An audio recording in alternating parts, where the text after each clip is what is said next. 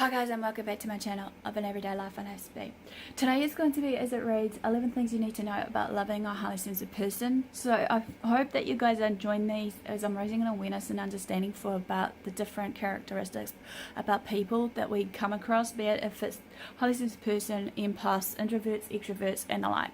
So if you do, let me know in the comment section below, or even just give me a thumbs up. That'd be much appreciated, because as we know, we need to get that clarified. So in the last video I talked about basically the 12 secrets about dating an introvert, as well as on the following, like in the past series for these highly sensitive people, is 21 signs that you are a highly sensitive person, as well as 20 things that you can't ignore while you're dating a highly sensitive person, along with also the differences between highly sensitive person, introvert, and empath. So now this one's going to be, as I said before, 12 things you know about this highly sensitive person. You need to know about loving a highly sensitive person. It's a given that, as I said before, we have discussed the highly sensitive person many times before, okay? And I can't stress it enough that basically it may be your first time hearing it, or you may have heard it from other people around you and you're still wanting to know what it's about, right? So this is just hopefully a quick summary for you guys to know about it. And before I continue this, as always, I'm no medical doctor, I'm just your normal Joe Blow. So if you see anything out of the ordinary, please seek professional help for yourself or your loved one, or seek second opinion for yourself or your loved one, because I don't forever condone self-harm. So let's begin this. As we know, before the 1990s, however, there has been heightened sensitivity in humans that was not widely talked about. But in the year of 1991, however, a psychologist named by Dr. Elaine Aron began to study this trait more closely. Surprisingly enough, she discovered that 15 to 20% of people, or of the population, does carry this trait that classifies them as highly sensitive person, or highly sensitive in this case, which means that they will respond to the external stimuli more noticeably than the non-highly sensitive people around them. They'll have people that are highly sensitive. They usually simply have a different way of processing sensory information and sensory stimuli around them due to the parts of the brain that regulates that emotion, and will become more responsive than the brains of their less sensitive counterparts. So before you start a relationship with a highly sensitive person, as I'm going to say to you, here are some pointers or quick tips to bear in mind about how to love and care for an empath or a highly sensitive person. So the 11 things I had to look out for is, or just to remind yourselves about a highly sensitive person if you are dating one, is number one, a highly sensitive person will feel more deeply than others. Highly sensitive people don't know how to feel in any other way, though, other than right down to their soul and their inner being and the core. They do get hurt easily, and they wear their hearts on their sleeves. Everything may seem intense for them, of the highly sensitive people around, among us. So if you are in a relationship with an empath, remember to pay attention to them and honor their feelings.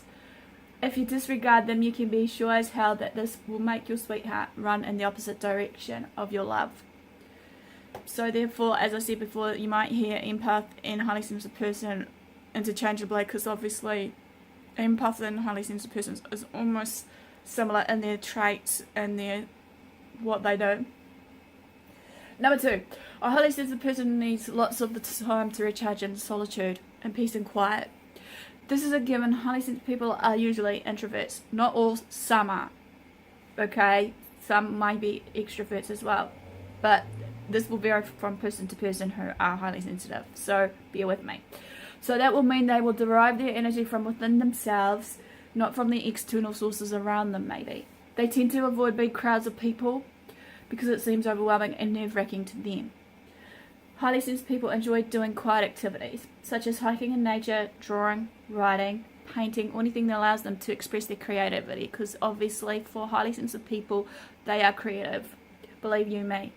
They easily pick up on others' emotions and the world around them, meaning that their own energy can become drained or frazzled when bombarded with stimuli coming in from all directions. Solitude gives them a chance to align themselves once again and clear the mind or energy of any negativity that may have been picked up from others. Number three, a highly sensitive person is highly to your emotions. A sensitive person can audibly sense how you feel without you having to say a word, because obviously they can pick it up, as again from the previous tip or advice there about your aura and everything else around you. Loving a highly sensitive person may mean that your feelings will always be on display, because they can pick up on that energy very easily. You can't hide anything from the empath, so if you get in a relationship with one of them, make sure you feel comfortable with keeping your emotions in the spotlight at all times. Number 4, a highly sensitive person doesn't treat sex as just a game. As we know as a given, some people may treat sex as a game, okay? That's fine, you know, that's your business if you do or not. But in order for a highly sensitive to become interested in intimacy with a partner, just to bear in mind, he or she must feel completely comfortable with the person on a deeper spiritual level. They might identify with the term sapiosexual, which means they find human intelligence to be the most attractive feature about a person. They won't consent to sex unless they feel a soul connection to another person. Sex is not taken lightly or seen as a game by highly sensitive people, so don't take offence if they're not in the mood to have sex with you. Don't rush them if they're not ready, or whatever it may be that's causing them to have that, you know, putting their brakes on for thought. Number 5, a highly sensitive person's brain runs on overdrive, making them more prone to insomnia. It is a given that their minds are working in a state of overdrive most of the day. So turning the lights out and laying their head down doesn't make much good for a brain that doesn't want to sleep. They might lie awake some nights just tossing and turning, contemplating about life and all its mysteries around them. Highly sensitive people often suffer from insomnia due to their overactive minds and might sleep at odd hours of the day to make up for it. Most people know them as a night owl because they seem to come alive at night. A highly sensitive person can easily get overwhelmed in loud, crowded environments. You are likely to meet them in a quiet coffee shop or bookstore rather than at a bar or a mall. They like places where they can hear their own thoughts and process the stimuli slowly, which makes busy, loud establishments an infrequent stop for highly sensitive people. If you date an empath, however, on the other hand, you'll have to understand their desire to spend ample time in nature, or at least in a quieter setting than most places today that does provide it for them. A highly sensitive person can't change their disposition. Oftentimes, sensitive people are misunderstood, as I clearly said so many times before, because others think they just want attention, because they think we're attention seekers, and basically, you know, like those two labels we want to dismiss, that was shy or too emotional or too overbearing or whatever it may be. But high sensitivity is actually an inborn trait. They can't help the fact that their brains are wired differently than others, but this makes them feel like an outcast most of the time, unfortunately. Sad but true. If you date a highly sensitive person, don't forever try to change them. Accept them for who and what they are. Just love them for what they are as well. And try to understand and support them as best ways you can. Be patient with them, as always, as I said before. They can seem more difficult to be in a relationship with, but the ability to love so deeply make it totally worth it in the end. Number 8, a highly sensitive person doesn't like getting into fights. As I said before, many highly sensitive people don't like fights, they don't like confrontation, they don't like basically gory movies or anything that feels like it's too violent, because they feel emotion so deeply. That's the reason why. They don't like to get into heated debates or arguments with people. They'd rather walk away from a confrontation than actually just, start a fight, or at least talk things out rationally. It takes more courage to actually end a fight than to start a fight or to continue the fight, I believe. Be patient if you need to talk things out with the empath. They'll need to collect their thoughts first before engaging in a debate with you of what just happened around them with this debate that you're having or argument. Number 9.